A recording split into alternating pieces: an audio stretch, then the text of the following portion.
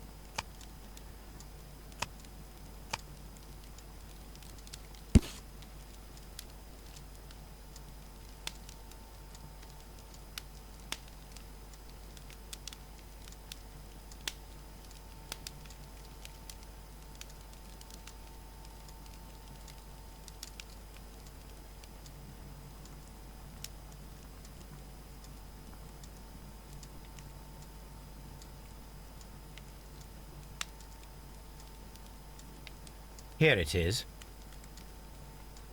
The Divine Syndicate is not a supplier to Kew Gardens. Besides, there is no address here.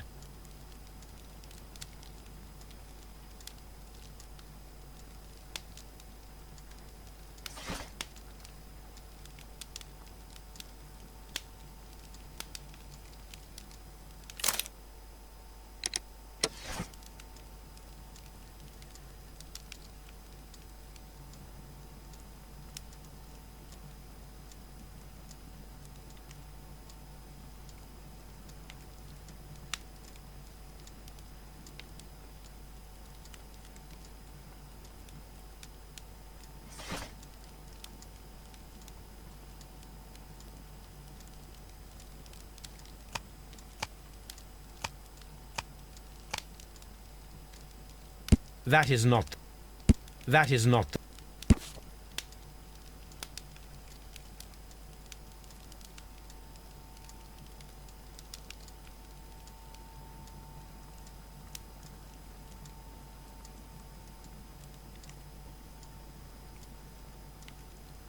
Here it is.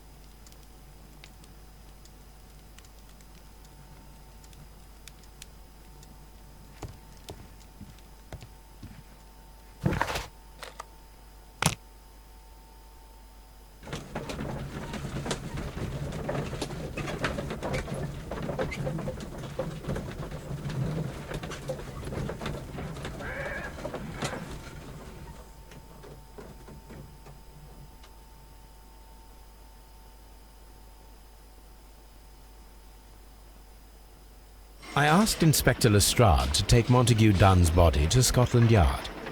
It's ready for autopsy, then.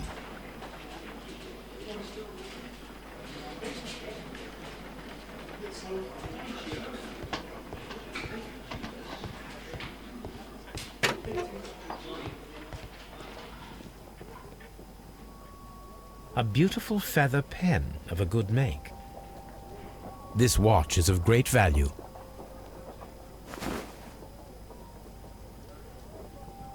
A membership card for the London Crest Club.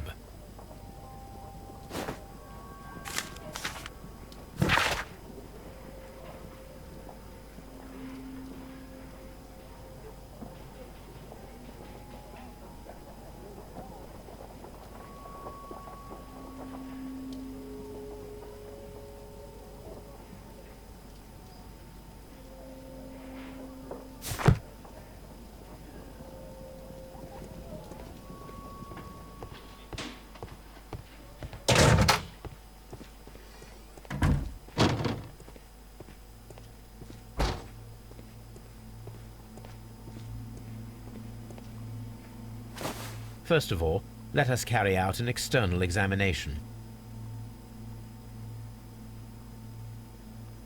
No redness, stings, or bruises. There are no suspicious marks upon the chest. Let us finish our external examination so that we can proceed with the autopsy. Nothing suspicious here.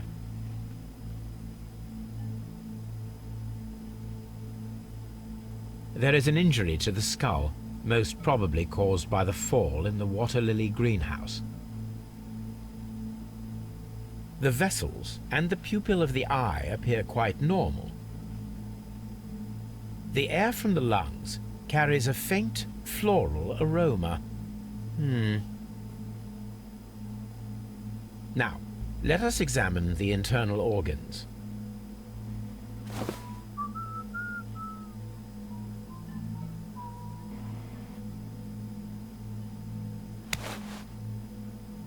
The heart's blood vessels show no pathological signs. The heart tissue shows no visible pathological signs.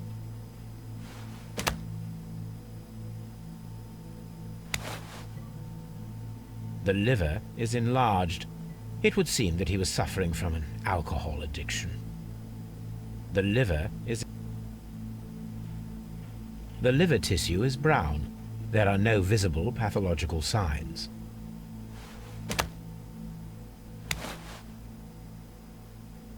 The stomach tissues show no visible pathological signs.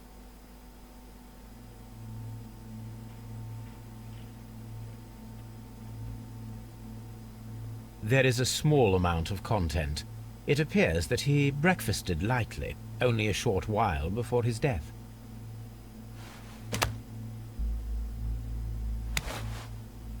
The lungs are congested and edematous.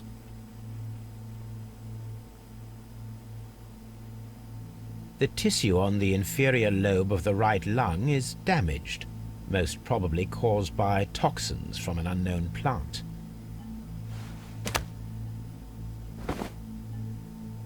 My suspicions have been substantiated. Montague Dunn, the director of Kew Gardens, died from poisoning, plant poisoning to be more exact. You mean... Yes, it is murder. We should inform Lestrade. Yes, but do remember, Watson, that I discovered the murder. The challenge is mine. The challenge, Holmes? We need to locate that deadly plant. Such a perfect murder appeals to me. Murder of any kind appeals to you. Is that all we need to do? No. We also have the people working at Kew Gardens. Martin Hamish, and the son of the victim, Albert Dunn. And also Miss White, of whom we spoke with Mr. Hamish. Should we bring them all here for interrogation? No. A few innocuous questions at Kew will suffice, as well as a discreet delve into their personal affairs. Yes, Watson, it is time now to open the doors. Even those in the staff building? I suppose that is necessary. We should also be concerned with the victim himself. After all, we don't know very much about Montague Dunn. You're enjoying this already, aren't you? More than a little.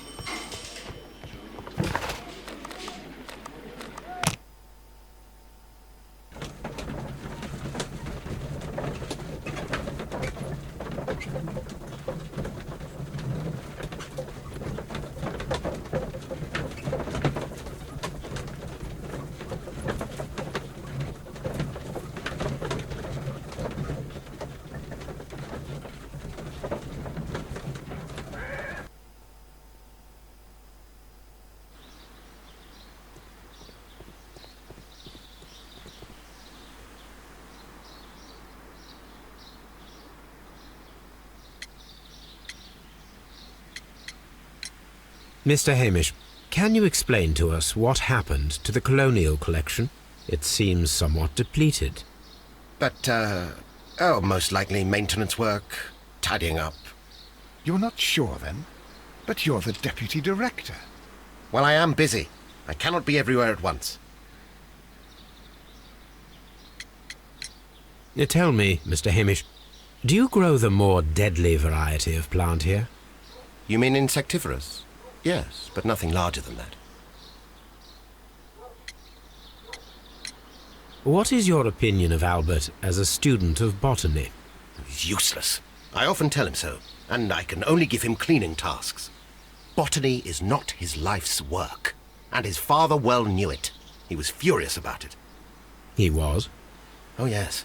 He forced his son to work here, and he never missed an opportunity to criticize him publicly. Are you able to elaborate on that? Well, for example, with our last exhibition here, Mr. Dunn had Albert make a presentation speech. But then, while the lad was speaking, Mr. Dunn interrupted him, asking him difficult questions, making him look like a failure. It was with the intention of making a fool of him, Mr. Holmes. That must have been terribly humiliating. Yes, he was crushed, and he had to leave. Everybody was making fun of poor Albert. That is, except for Miss Margaret White, who is such a nice lady and who always takes pity on Albert. Are you aware of the Divine Syndicate? The Divine what? Is this a joke? No, I am quite serious. What a ridiculous name. Anyway, I have never heard of this syndicate. You mentioned a Miss White. Would you tell us more about her? She is a student who works here part-time. She is quite charming indeed. She possesses a great talent for botany. You should take a look at some of her experiments that she carried out in the laboratory. Ah, if only she were not so naive. Why naive? The way she used to flutter around Mr. Montague Dunn. And he couldn't help but be flattered by all her attention. How could an intelligent woman such as Miss White not see through his game? I can only scratch my head and wonder. Mr. Hamish, can you tell us who holds the keys to the locked greenhouses? That would be Albert, Mr. Dunn's son. Yes, Albert keeps all the keys, and one can only imagine why. What do you mean? Well, he was never interested in Kew Gardens before, and now all of a sudden he is trying to act as if he owns the place. I think he wants to take over the management here. He'd do better to leave that to me. He has no experience. No, none at all. As deputy director, how was your relationship with Montague Dunn? To be honest with you, Mr. Holmes, it could have been better. You see, every Tuesday he would carry out his inspection of the gardens, but it was solely to make an impression, great pretense that he cared at all. He would give out absurd orders, ignoring anyone else's opinion. He would then disappear for the rest of the week. He was what some might call a man of action. I'd say rather he was overzealous and chaotic. So after all, it was no wonder, perhaps, that he ended up like that, if you take into consideration his kind of lifestyle. You mentioned that Mr. Dunn led a particular lifestyle. Well, it's no secret that he enjoyed, celebrating, shall we say? He was a member of the London Smart Set. He was famous for it. That and... And? He had an eye for the ladies, to put it mildly, Mr. Holmes. Thank you, Mr. Hamish. We shall continue our investigation.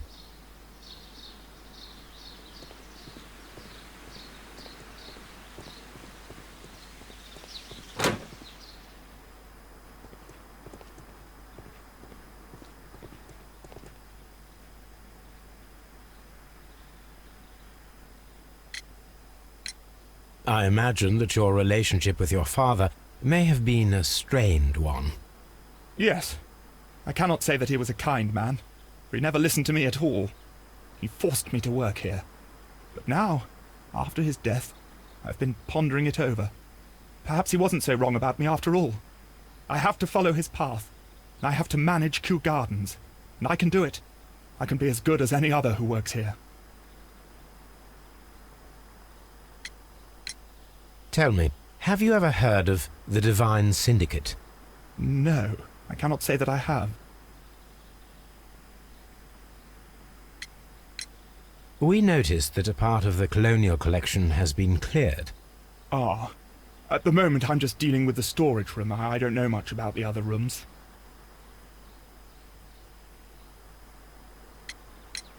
Who is Miss Margaret White? Ah, she is the young lady who studies with me. She visits here sometimes to help out with the greenhouses. In fact, she should be here today. She wanted to work at the seed house. That's the small greenhouse across from the large glass house.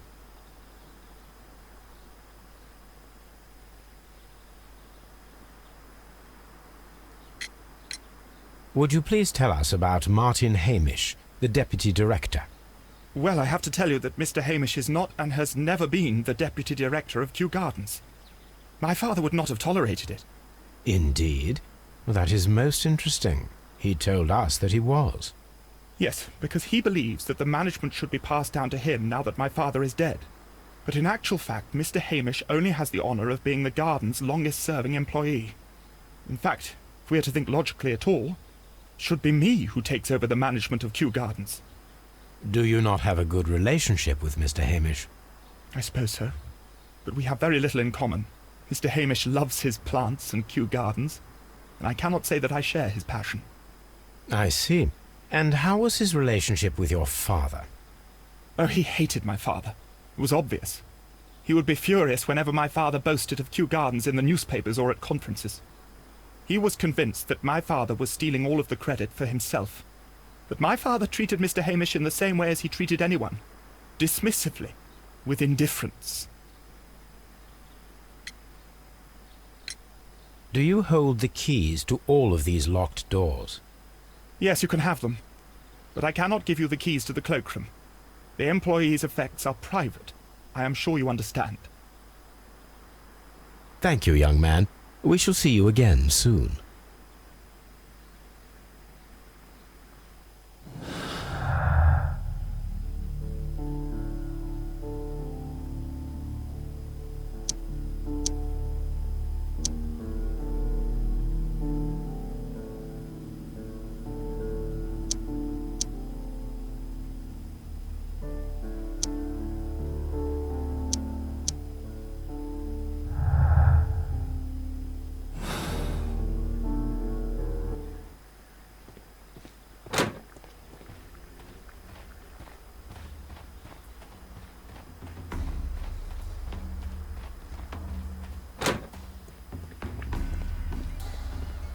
According to this, they have light and moisture control in some parts of the...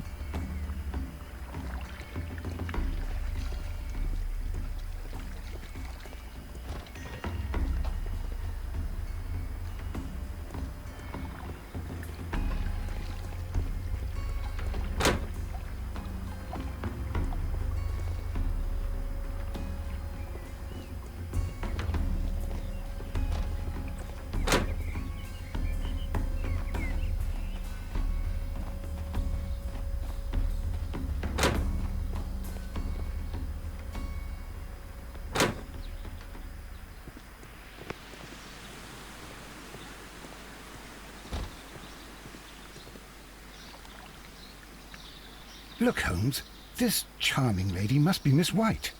She's entering the seed house.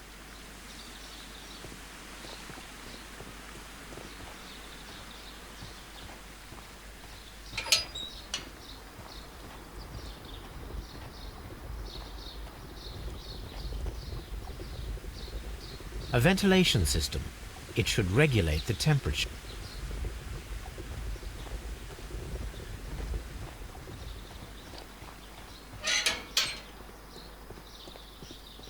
Open.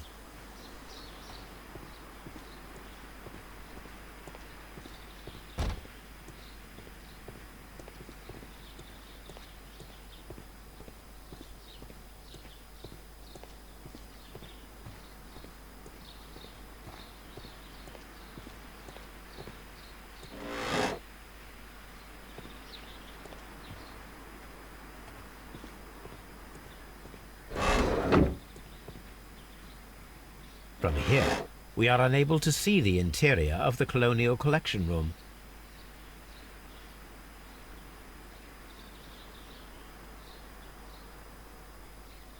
Materials for college study. They belong to Albert. These leather gloves are new and of good quality. They do not appear to have been used. This place serves as Albert's office. A book about ships.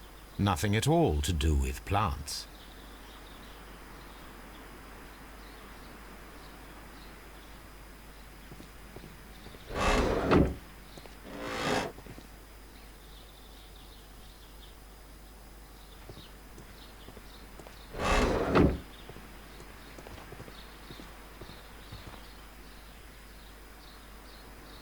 Good day to you, miss. You have some